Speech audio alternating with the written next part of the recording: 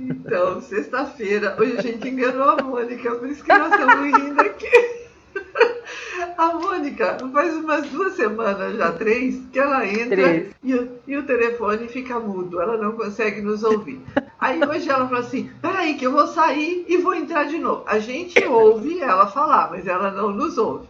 Aí o Muriel combinou comigo e disse assim: vamos dar um golpe nela. Na hora que ela entrar, a gente só mexe a boca e ela vai achar que a gente não, que ela não está nos ouvindo. E a gente fez isso. Ela fez uma cara de horror, né? Eu falei, meu Deus, não é possível. Aí a gente caiu na gargalhada, né? Que não era verdadeiro. A gente estava ouvindo e começamos dessa forma que é tão esperado pelos ouvintes, rindo, não é? Tá tão difícil essa situação que sorrir é uma coisa que a gente não tem feito ultimamente. Então, É que seja aqui verdade. através do rádio, né, Mônica? Bom dia. É verdade. Bom dia. É um desespero, porque você tá achando que é verdade e os dois mal acabados lá, mancomunados, ficam tirando onda da sua cara, fingindo que não estão escutando. E é verdade, Rose. É, hoje, a nossa realidade ainda provoca muita tensão, muita dor, muita indignação, preocupação, medo, irritação, todas essas emoções que são muito densas, que fazem parte da nossa realidade humana, inclusive é importante que a gente as reconheça, porque elas fazem parte da nossa realidade, né?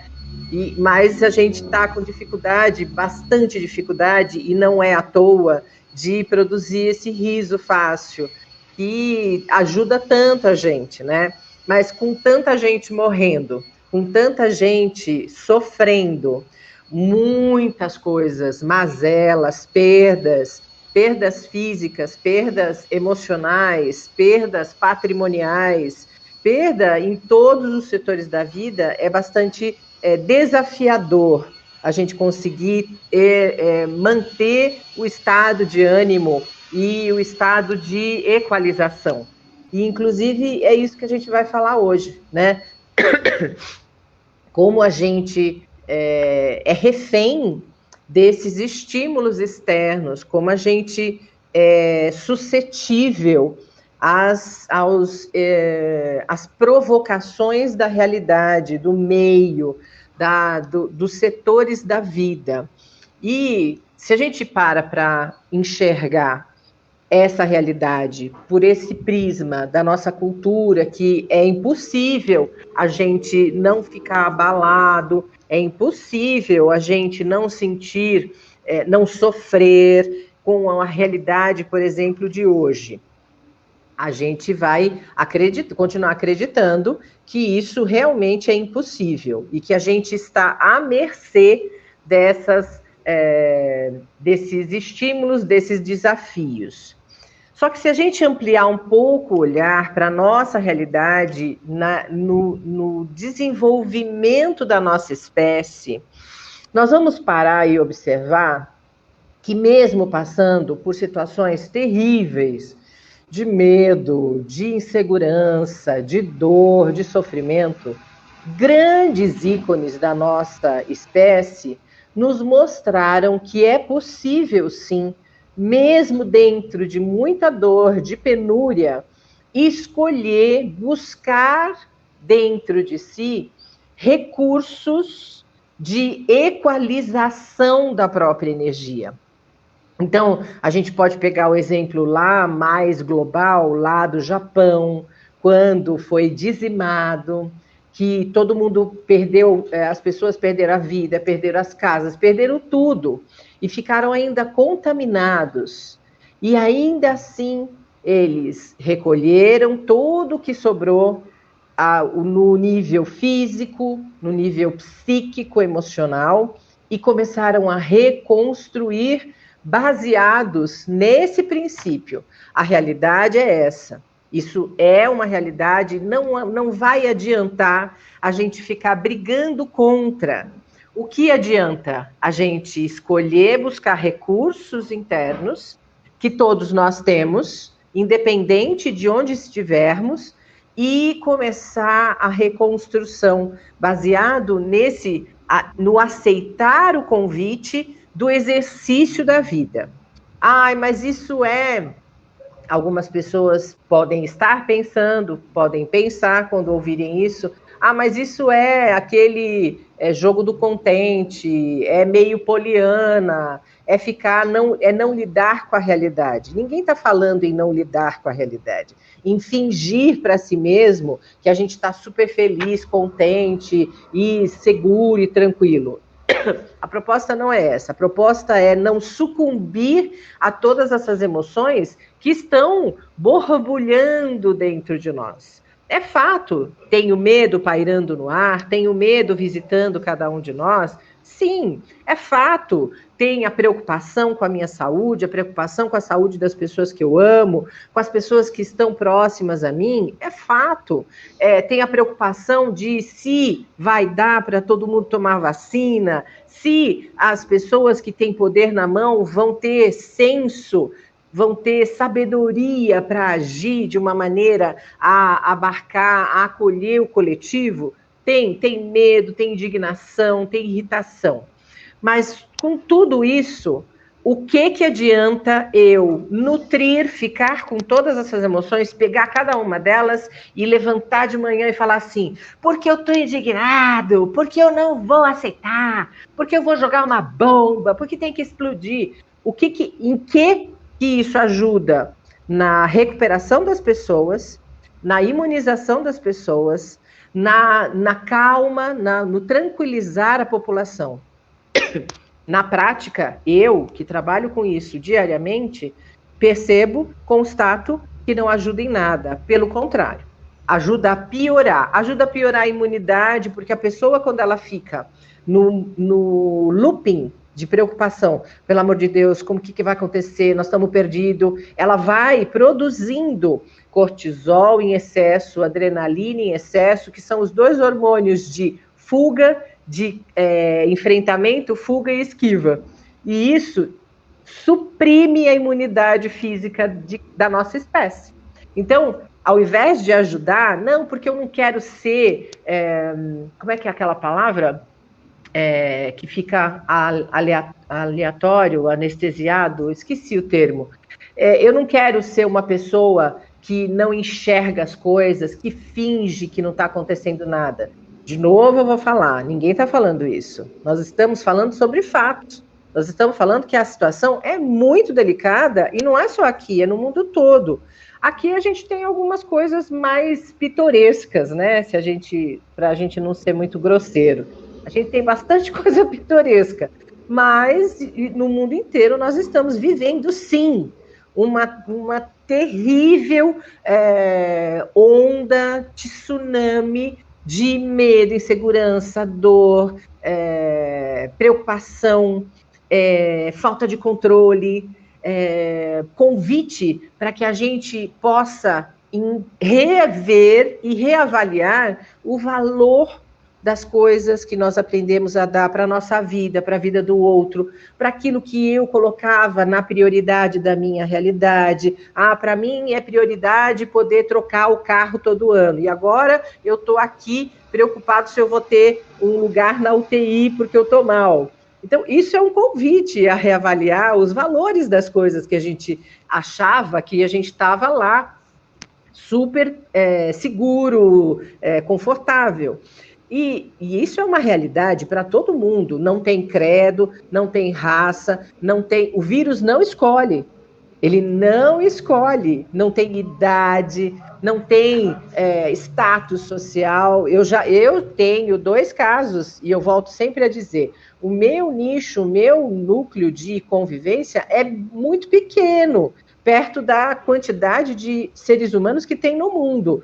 Mas no meu nicho, eu tenho 2 pessoas que perderam a vida para o Covid com muito dinheiro. Uma perdeu porque não tinha lugar em nenhum hospital em São Paulo. Nenhum hospital que ele tinha condição de pagar pôde recebê-lo na primeira onda. E ele perdeu a vida, apesar de todo o dinheiro que ele tinha. E a outra também, por causa dos recursos, não deu tempo, o respirador não chegou a tempo e a pessoa faleceu. Então, e era muito bem colocada, classe AA. Então, não tem distinção. Agora, tem alguns nichos que ficam mais complicados? Tem. Tem realidades que acabam facilitando que as coisas fiquem mais tensas? Tem, como em qualquer lugar do mundo. A questão não é essa, a questão é, ninguém está sugerindo, eu não estou sugerindo, e as pessoas que escolhem fazer esse movimento de transitar para ampliar na percepção, ninguém sugere que você finja nada.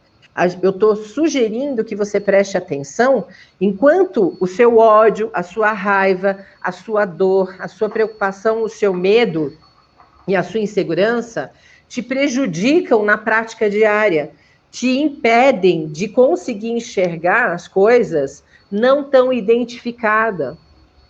Porque isso faz diferença na nossa prática diária. Isso faz diferença na hora de você agir com o mundo. Faz diferença porque, por exemplo, a gente vê aí em vários setores, né? Em vários. Pessoas que, porque estão com raiva, com medo, indignadas, com ódio, porque não controlam, porque estão com medo, porque estão apavorados, sendo agressivos com as outras pessoas, praticando atitudes extremamente prejudiciais para o coletivo. E a gente vê diariamente, ao invés da população se unir e deixar de fracionamento, porque quando se une, se fortalece, e aí a gente, várias mentes equilibradas e harmonizadas, conseguem enxergar muito mais longe, conseguem achar soluções muito mais interessantes.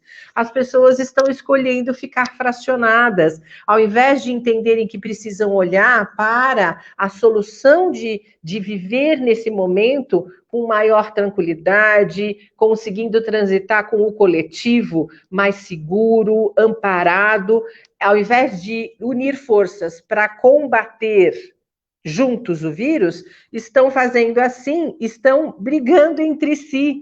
E isso dá um espaço, um terreno extremamente fértil para o vírus fazer o trabalho dele, que é o que está acontecendo.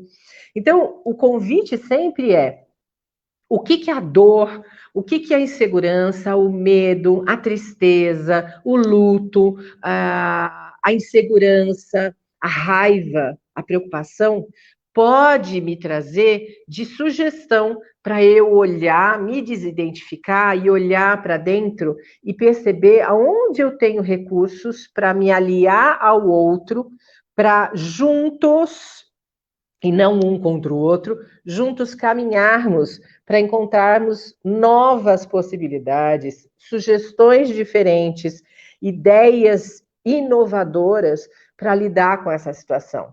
E esse é o propósito, é o que acontecia nos grandes momentos terríveis da humanidade, nas guerras, nas tragédias. Lá no 11 de setembro, o que aconteceu com as pessoas? Todo mundo esqueceu quem era quem. Porque as pessoas, na hora de cair as duas torres, ninguém, a torre não falou, você tem mais filho e você tem menos, então você morre e você fica vivo. Você tem mais dinheiro, você tem menos dinheiro. Ninguém, não há isso. E é o momento que a gente está vivendo de novo. Em quantos momentos a gente vivenciou, a espécie humana vivenciou situações terríveis, trágicas, lá no Holocausto, em tantos momentos, na ditadura, quantos momentos nós vivenciamos, momentos muito difíceis, que dizimaram grandes quantidades de pessoas, de seres humanos, e as pessoas, quando perceberam que a união conseguiria trazer uma possibilidade mais objetiva de lidar com aquela realidade, as pessoas começaram a fazer, e isso é o que traz a nossa possibilidade de vencer o desafio e diminuir a devastação que a gente está vendo acontecer. Tem uma maneira que eu explico para a gente para começar a prestar atenção e trazer uma reflexão um pouco mais consciente sobre por que será que isso está chegando na minha vida, por que será que eu estou sendo atingido diretamente, por que será que esse desafio está no enfrentamento aqui, diante do meu nariz. E aí, usando o aprofundamento e a erudição da alma, da psique, eu digo sempre que cada trauma, cada ferida que acontece em nós, é como se fosse um portal da nossa casca, da nossa máscara, que vai ser essa ferida, essa dor, esse medo, essa imposição, essa agressão, vai causar uma fenda na minha casca, nessa personagem que a gente aprendeu a desenvolver para se colocar no mundo, para que a minha alma, a luz da sabedoria da minha alma, possa vazar pelas minhas feridas. E isso não é não é uma pessoa ou outra, é qualquer um. Somos todos nós. Então, cada escoriação que você, porventura, já tenha vivenciado e tenha cicatriz. Nessa cicatriz é um portal para que a sua alma, somada, nutrida com toda a experiência que você adquiriu, com todo o aprendizado que você teve com aquela dor, com aquela ferida, a sua alma possa vazar por essa ferida, por esse trauma e por essa dor, e possa florescer a luz da sabedoria que reside dentro de você, que reside dentro de cada um de nós. Então, quando a gente vai para o lugar de vitimismo e dizer por que comigo, por que todo mundo está melhor e eu não, por que a gente esquece que nós temos potências dentro de nós. E, de novo, para a galera de plantão, eu não estou dizendo que a gente não é para negar a dor que a gente sente. Eu estou sugerindo que você, na sua dor, que é direito seu, que é direito de qualquer pessoa, ao invés de você ser engolido pela dor, se sucumbir à dor, que você a use como vitamina para te impulsionar para um novo degrau de evolução pessoal. E aí, quando você se permite ser iluminado pelo exercício e pela sabedoria que aquela dor te trouxe, de ressignificação de valores, de reconhecimento do quanto você tem capacidade, porque você conseguiu ultrapassar o limite, você conseguiu vencer aquele desafio, ou aquele desafio te submeteu, mas ainda assim você está aqui com a chance de escolher fazer de novo, de tentar novas situações, aí você deixa de ser vítima e você começa a tomar o lugar de condutor daquela dor. E aí a gente vai de novo para aquele pensamento muito antigo.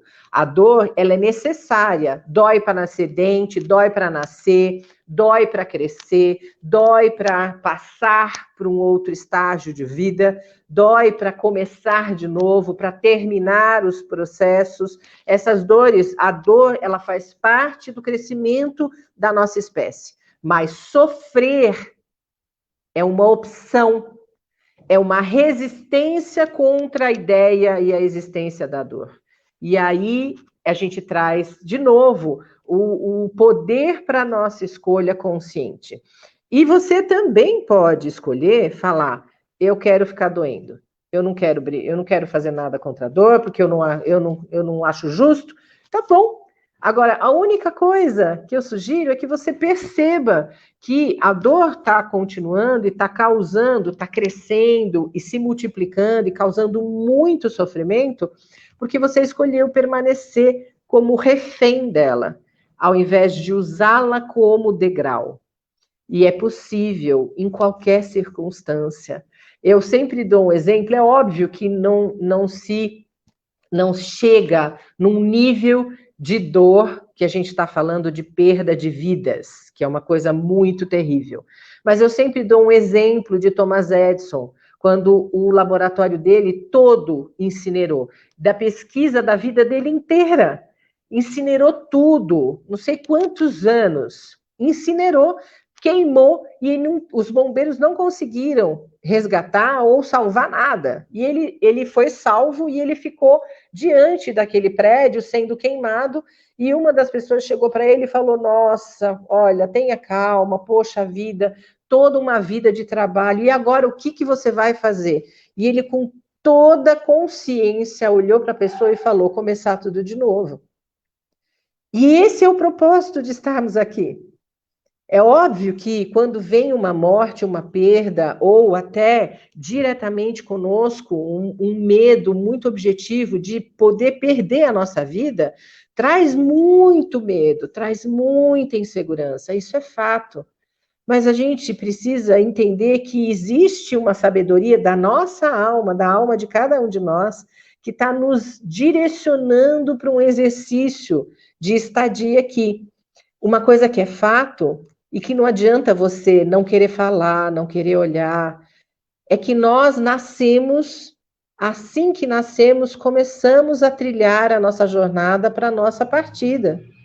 Isso não quer dizer aceitar com passividade e falar a vida é assim, com síndrome de Gabriela lá do Jorge Amado. Mas você não precisa ir para a resistência irritada, ácida e agressiva. Vamos entender, isso está chegando na minha vida e o que isso vem contar para mim a respeito da minha potência que eu ainda não estou utilizando a meu favor. Esses estímulos são verdadeiras oportunidades da gente encontrar potências que nunca foram utilizadas dentro de nós. E aí sempre a escolha é nossa. Dentro da dor, a escolha é nossa.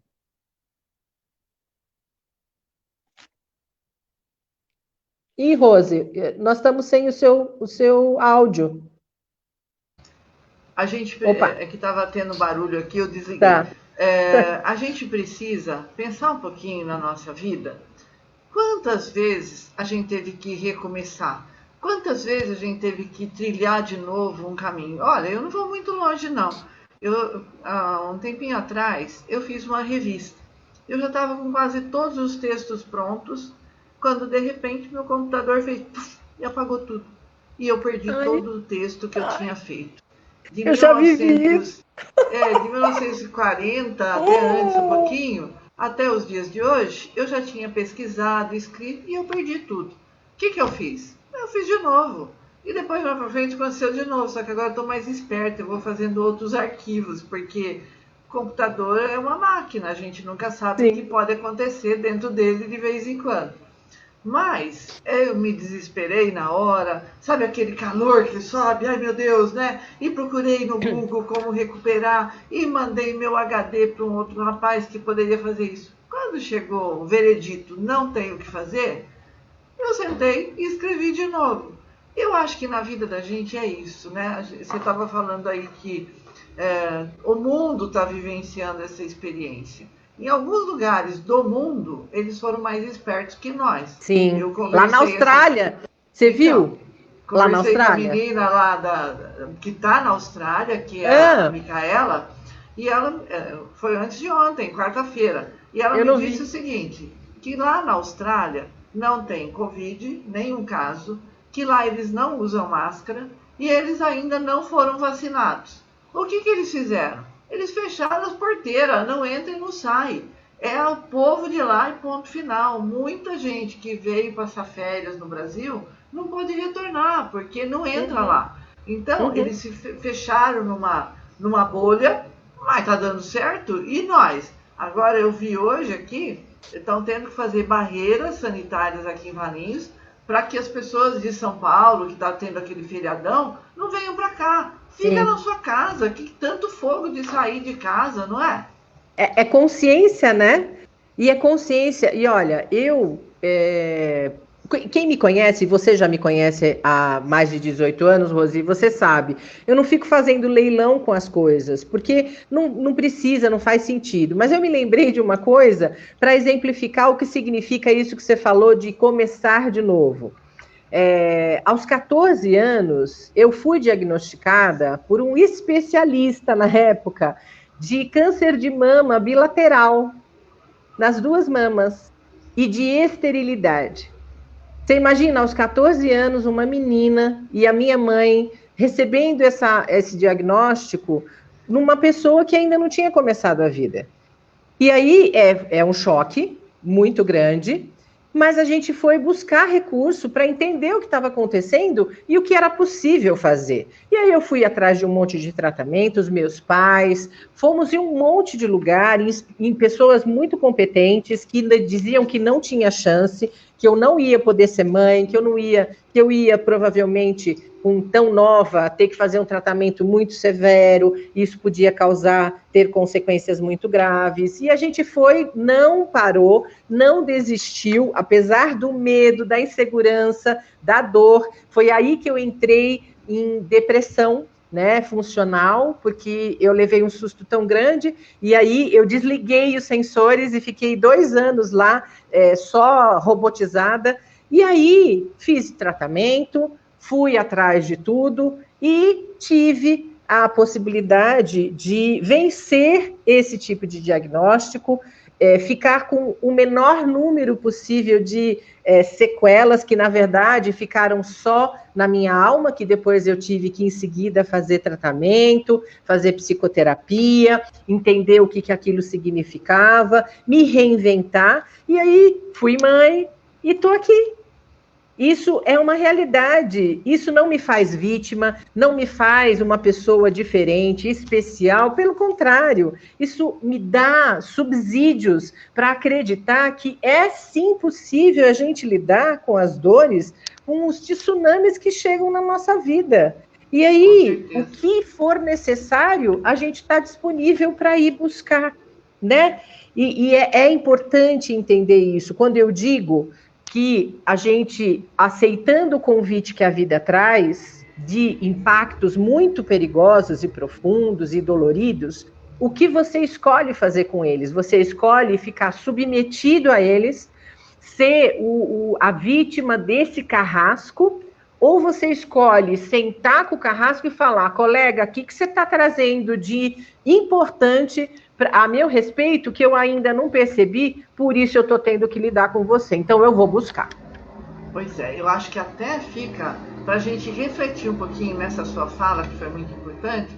Em sexta-feira a gente retoma, talvez desse caminho para outro, mas pensa aí em tudo isso que a Mônica falou hoje, que é muito importante. Moniquinha, obrigada, viu? Um ótimo final de semana para você e até sexta, se Deus quiser, né? Gratidão, Rose, gratidão a todos vocês aí do outro lado do rádio, que a gente possa transitar nessa semana com essa disponibilidade de aceitar o convite, mas não brigar contra e tentar perceber o que ele vem contar para você de importante que você tem recursos e como você pode usar a seu favor. Uma excelente semana para todos nós, até sexta-feira que vem. Beijo. Até, Moniquinha, até a próxima então. Obrigada.